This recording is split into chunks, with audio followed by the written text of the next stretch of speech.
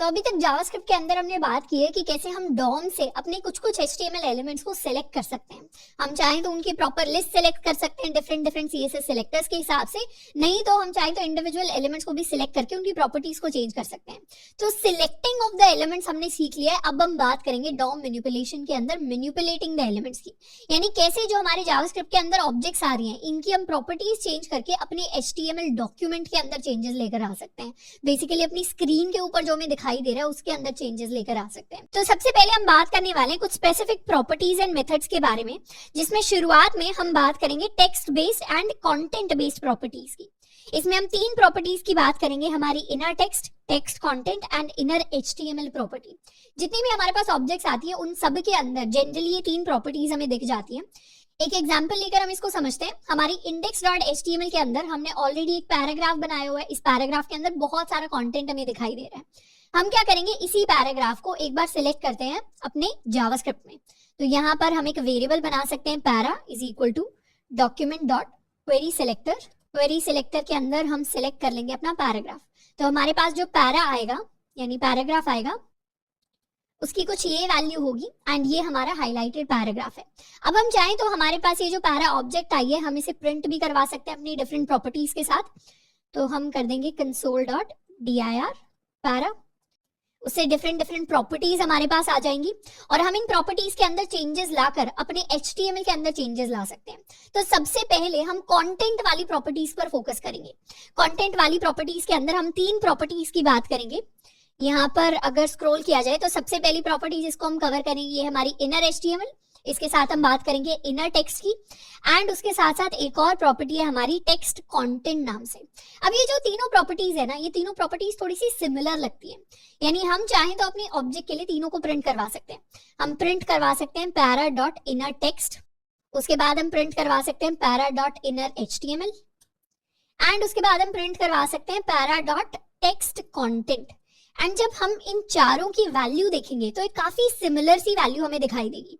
ये हमारा inner text है, ये हमारा इनर HTML है, ये हमारा टेक्स्ट कंटेंट है और तीनों काफी सिमिलर से हैं। अगर इनर टेक्स्ट की बात करें, एक बार इनकी डेफिनेशन की बात कर लेते हैं कि हमारा इनर टेक्स्ट क्या करता है, हमें टेक्स्ट दिखाता है। जितना भी विजिबल टेक्स्ट यानी जितना भी टेक्स्ट अभी स्क्रीन के ऊपर दिखाई दे रहा है वो सारा का सारा टेक्स्ट हमारी इस नोड के अंदर कंटेन्ड होता है। इनर कंटेंट की मदद से हमें फुल टेक्स्ट दिखाता है, यानी हो सकता है हमारी टेक्स्ट कंटेंट के अंदर कुछ चीजें हिडन हो सकता है हमारे पैराग्राफ के अंदर कुछ टेक्स्ट की हमने विजिबिलिटी हिडन कर रखी हो, डिस्प्ले नन कर रखा हो, तो उस केस में क्या होगा, उस केस में वो चीजें हमें स्क्रीन पर दिखाई नहीं देंगी। तो वो चीजें टेक्स्ट कंटेंट में तो पता चलेंगी पर इनर टेक्स्ट में पता नहीं चलेंगी, क्योंकि इनर टेक्स्ट वही हिस्सा दिखाता है जो स्क्रीन के ऊपर दिखता है, जबकि टेक्स्ट कंटेंट पूरा का पूरा कंटेंट दिखाता है। और इनर HTML हमें पूरा का पूरा HTML मार्कअप दिखाता है कि हमने कोई बोल्ड टैग तो यूज नहीं किया, हमने कोई एंकर टैग तो यूज नहीं किया, हमने कोई इंटरनल स्टाइलिंग तो यूज नहीं की। तो इस तरीके की चीजें हमें इनर HTML से पता चलती हैं। तो वो डिफरेंसेस हम यहाँ पर भी देख सकते हैं। इनर टेक्स्ट ने क्या किया, वो सारा का सारा टेक्स्ट हमें दिखा दिया जो यहाँ पर डिस्प्ले हो रहा है, यानी विजिबल है हमारे पेज के ऊपर। इनर HTML क्या करता है, वो सेम टेक्स्ट दिखाता है पर उसके साथ साथ HTML मार्कअप भी दिखाता है, यानी कहाँ पर कौन सा टैग यूज हुआ है। अगर हम ध्यान से नोटिस करें, यहाँ पर ये बोल्ड टैग यूज हुआ है स्पाइडरमैन को लिखने के लिए, जबकि यहाँ पर सिंपली हमें इनर टेक्स्ट के अंदर स्पाइडरमैन दिखाई देगा। हमें पता है ये जो मार्वल कॉमिक्स यहाँ पर प्रिंट हुआ है ये एक्चुअली एक एंकर टैग है, बट ये एंकर टैग हमें इनर टेक्स्ट में नहीं पता चलेगा। ये एंकर टैग हमें यहाँ पर पता चलेगा अपनी इनर HTML के अंदर। और जो इनर HTML और टेक्स्ट कंटेंट के अंदर डिफरेंस होता है, एक्चुअली टेक्स्ट कंटेंट भी हमें टेक्स्ट ही दिखाता है, बट टेक्स्ट कंटेंट के अंदर आप नोटिस करेंगे यहाँ बीच बीच में थोड़ी थोड़ी स्पेसेस आ गई हैं और ये काफी रैंडम स्पेसेस हैं। हम नोटिस करें इन स्पेसेस का इस पेज से कोई लेना देना नहीं है। मतलब यहाँ पर कॉमिक्स के बाद क्या हुआ है, एक नेक्स्ट लाइन आ गई है, पर हमारे पेज पर तो कॉमिक्स के बाद कोई नेक्स्ट लाइन आई नहीं है। मतलब कॉमिक्स यहाँ पर खत्म हो रहा है तो उसके बाद कोई नेक्स्ट लाइन प्रिंटेड नहीं है, तो फिर ये /n हमें क्यों दिखा रहा है, जबकि /n नेक्स्ट लाइन के लिए यूज होता है। एक्चुअली टेक्स्ट कंटेंट के अंदर जिस तरीके से टेक्स्ट दिखाई देता है that is very similar to कि हमने index.html में अपना टेक्स्ट कैसे लिखा है। जैसे यहाँ पर index.html में अगर हमने टेक्स्ट कुछ इस तरीके से लिखा है तो हमारे टेक्स्ट कंटेंट भी यहाँ पर वैसे ही प्रिंट होगा। जैसे इसमें फर्स्ट लाइन शुरू हो रही है अपने बोल्ड टैग के साथ और फर्स्ट लाइन खत्म हो रही है बुक्स के साथ, तो यहाँ पर भी फर्स्ट लाइन शुरू हो रही है हमारे स्पाइडरमैन के साथ और कहाँ पर खत्म हो रही है, बुक्स पर। बुक्स के पास क्या आ गया, /n आ गया which is for next line. फिर नेक्स्ट लाइन के अंदर हमने सिर्फ पब्लिश्ड बाय प्रिंट करवाया है, तो पब्लिश्ड बाय और उसके बाद दोबारा से एक नेक्स्ट लाइन आ गया। तो यहाँ पर ये जो हमें backslash n backslash n backslash n बार बार दिखाई दे रहा है, ये बेसिकली इसलिए दिखाई दे रहा है कि index.html के अंदर हमारी ये लाइन कब खत्म हुई है। तो टेक्स्ट कंटेंट दिखाता है कि index.html के अंदर हमने क्या क्या लिखा हुआ है, बल्कि इनर टेक्स्ट दिखाता है कि यहाँ पर हमारी स्क्रीन के ऊपर क्या क्या प्रिंट हो रहा है, और इनर HTML दिखाता है कि हमारा HTML का मार्कअप एक्चुअली क्या था। अब इनर HTML से तो ठीक है, हमें मार्कअप मिल गया, एक बार इनर टेक्स्ट और हमारे टेक्स्ट कंटेंट के बीच में थोड़े से डिफरेंसेस समझते हैं। लेट्स सपोज हमारा ये जो पैराग्राफ है, इसके अंदर हमारे पास ये एंकर टैग है और हम चाहते हैं कि इस एंकर टैग को हम डिस्प्ले नन कर दें। कैसे कर सकते हैं डिस्प्ले नन? स्टाइल में जा सकते हैं, इनलाइन स्टाइल में इसका डिस्प्ले सेट कर सकते हैं टू नन। जैसे ही डिस्प्ले नन सेट कर दिया यहाँ पर, वैसे क्या होगा, मार्वल कॉमिक्स हमें दिखाई देना बंद हो जाएगा। रिफ्रेश करेंगे पेज को और अब यहाँ पर पता चल रहा है पब्लिश्ड बाय के बाद मार्वल कॉमिक्स यहाँ पूरे के पूरे पैराग्राफ में कहीं दिखाई नहीं दे रहा। हम सबसे पहले तो अपने पैराग्राफ को लिख लेते हैं और अब पैरा के लिए हम प्रिंट करवाते हैं अपना inner text. Inner text print करवाया तो यहाँ दिखाई दे रहा है पब्लिश्ड बाय नथिंग, मतलब कुछ दिखाई नहीं दे रहा। पर यहाँ पर अगर हम टेक्स्ट कंटेंट प्रिंट करवाएं तो वहां पर हमें क्या दिखाई देगा, पब्लिश्ड बाय के बाद मार्वल कॉमिक्स हमें यहाँ पर दिखाई देगा। मार्वल कॉमिक्स यहाँ पर दिखाई दे रहा है, जबकि मार्वल कॉमिक्स पब्लिश्ड बाय के बाद ये जो वर्ड है, ये जो सेंटेंस है, ये वाला जो एंकर टैग है, ये कभी प्रिंट ही नहीं हुआ। तो मार्वल कॉमिक्स कैसे दिखाई दे रहा है टेक्स्ट कंटेंट में? क्योंकि टेक्स्ट कंटेंट, अपना जो टेक्सचुअल कंटेंट होता है, वो HTML फाइल से ले रहा है, जबकि इनर टेक्स्ट हमारी स्क्रीन पर क्या दिखाई दे रहा है, वहां से अपना कंटेंट उठाता है। तो एक काफी इंपॉर्टेंट डिफरेंस है जिसे हमें अभी याद कर लेना चाहिए इन तीनों प्रॉपर्टीज के बीच में। इनर टेक्स्ट हमें वो टेक्स्ट देता है जो हमारी स्क्रीन पर दिखाई देता है, हमारा इनर HTML हमें पूरा HTML मार्कअप देता है, और टेक्स्ट कंटेंट हमें वो टेक्स्ट देता है जो हमने एक्चुअल HTML फाइल के अंदर लिखा हुआ है। अब हो सकता है HTML फाइल के अंदर हम कुछ कंटेंट को हाइड कर दें, उसकी विजिबिलिटी नन कर दें, डिस्प्ले नन कर दें, तो फिर क्या होगा, वो कंटेंट स्क्रीन पर नहीं दिखाई देगा, तो फिर वो हमारे इनर टेक्स्ट के अंदर दिखाई नहीं देगा, पर वो कंटेंट हमेशा टेक्स्ट कंटेंट के अंदर तो दिखाई देगा ही देगा। तो ये तो हमने डिफरेंसेस समझे। अब बात करते हैं मैनिपुलेशन की। मैनिपुलेशन के लिए हमारा जो पैरा है, मतलब ये वाला पूरा पैरा, इसकी हम वैल्यू चेंज कर सकते हैं bye setting the inner text property. Inner text को अगर हम सेट कर दें ABC, तो क्या होगा, पूरे पैराग्राफ की वैल्यू यहाँ से हट जाएगी और उसकी वैल्यू सेट हो जाएगी टू ABC। अब अगर हम चाहते हैं कि ABC की जगह यहाँ पर आ जाए hi I am Peter Parker, enter किया तो ये वाली लाइन हमारे पास प्रिंट होकर आ जाएगी। तो बेसिकली जब भी हम अपने पैराग्राफ के इनर टेक्स्ट प्रॉपर्टी को सेट कर देते हैं टू सम वैल्यू, तो यहाँ पर वो वैल्यू जो है चेंज हो जाएगी।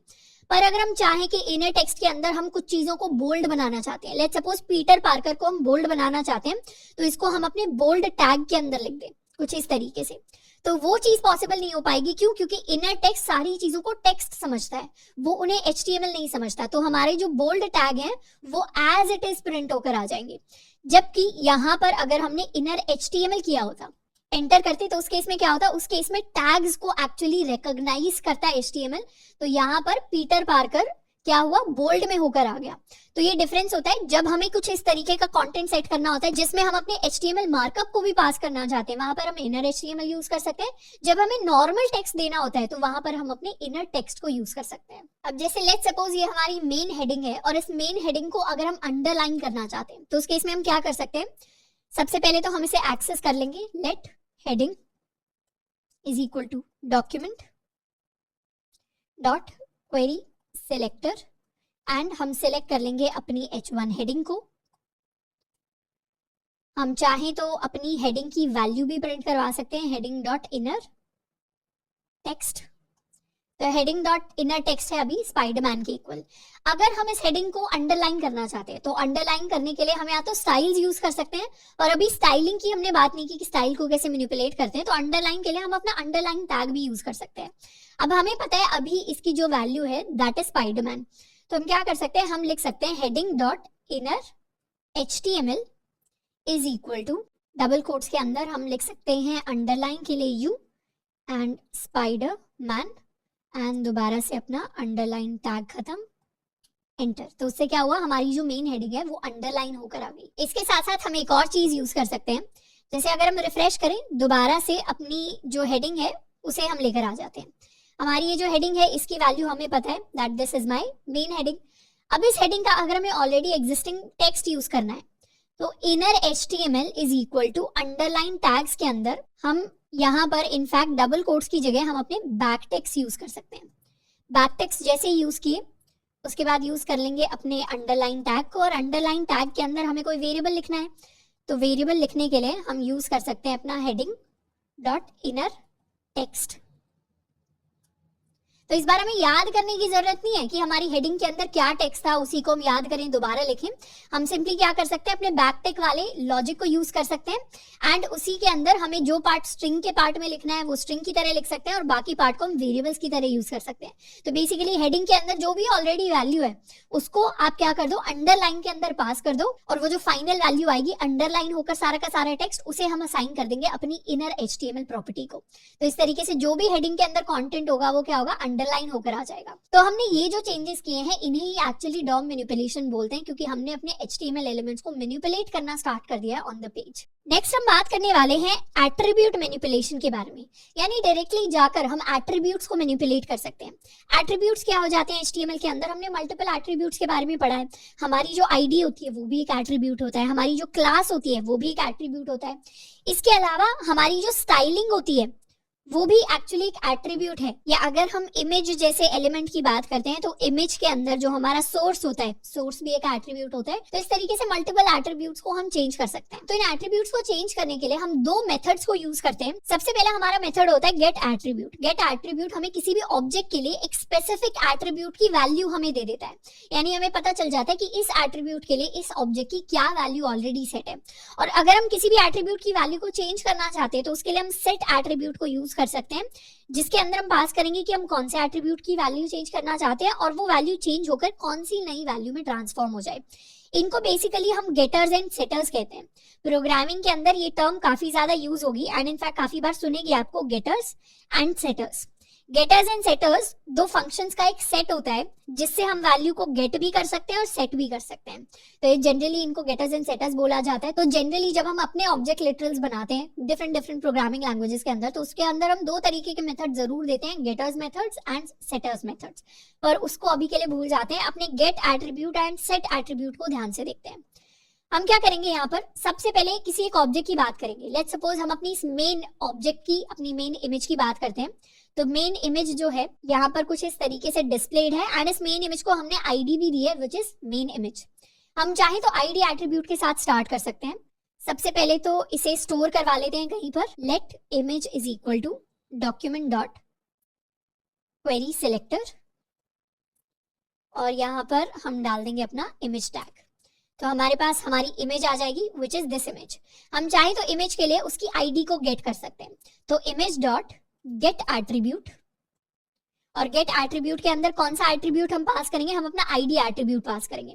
तो आईडी एट्रीब्यूट से हमें पता चल गया कि आईडी की अभी क्या वैल्यू है, आईडी की अभी वैल्यू है मेन इमेज। अब हम चाहें तो इस वैल्यू को चेंज भी कर सकते हैं। हम चेंज कर सकते हैं इमेज डॉट सेट एट्रीब्यूट, और सेट एट्रीब्यूट के अंदर हम अपनी आईडी को पास कर देंगे कि हम आईडी को चेंज करना चाहते हैं, और आईडी को चेंज करके हम लिखना चाहते हैं स्पाइडरमैन इमेज, एंटर। तो उससे क्या हुआ, अब यहाँ पर थोड़ी सी हल्की सी स्टाइलिंग चेंज हुई है। ये स्टाइलिंग चेंज क्यों हुई स्पाइडरमैन इमेज की मदद से, क्योंकि यहाँ पर style.css के अंदर हमने मेन इमेज को विड्थ दी थी 35%। तो यहाँ क्या हुआ, वो विड्थ रीसेट हो गई, मतलब दोबारा से स्पाइडरमैन की जो ओरिजिनल साइज था वो आ गया, क्योंकि ये जो स्टाइलिंग दे रखी है ये मेन इमेज ने दे रखी है। अब हम यहाँ पर 35 की जगह लेट्स सपोज 50% कर दें, सेव करें और यहाँ रिफ्रेश करें, तो स्पाइडरमैन इमेज काफी बड़ी है। पर अगर हम स्पाइडरमैन का जो आईडी एट्रीब्यूट है उसको चेंज करके पहले इसे गेट कर लेते हैं, और इसे चेंज करके अगर इसकी आईडी वैल्यू को चेंज कर देंगे तो वो स्टाइलिंग कभी यहाँ पर अप्लाई नहीं होगी। इसीलिए किसी भी एलिमेंट की आईडी और क्लास नेम को चेंज करने से पहले हमें दो बार सोचना है, क्योंकि जैसे हम किसी का भी क्लास नेम या आईडी को चेंज करते हैं, उन एट्रीब्यूट्स की वैल्यू को रीसेट करते हैं, तो वैसे ही जो स्टाइलिंग हमने ऑलरेडी उनको दी थी वो स्टाइलिंग वहां से हट जाती है। इसके साथ साथ हम चाहें तो दूसरी प्रॉपर्टीज को भी रीसेट कर सकते हैं। जैसे लेट्स सपोज इमेज के लिए हम इमेज का सोर्स एट्रीब्यूट चेंज कर सकते हैं। सोर्स एट्रीब्यूट को चेंज करके हम कुछ और एट्रीब्यूट दे सकते हैं। यहाँ पर क्या करेंगे, लास्ट वाली जो इमेजेस हैं उनका सोर्स उठा लेते हैं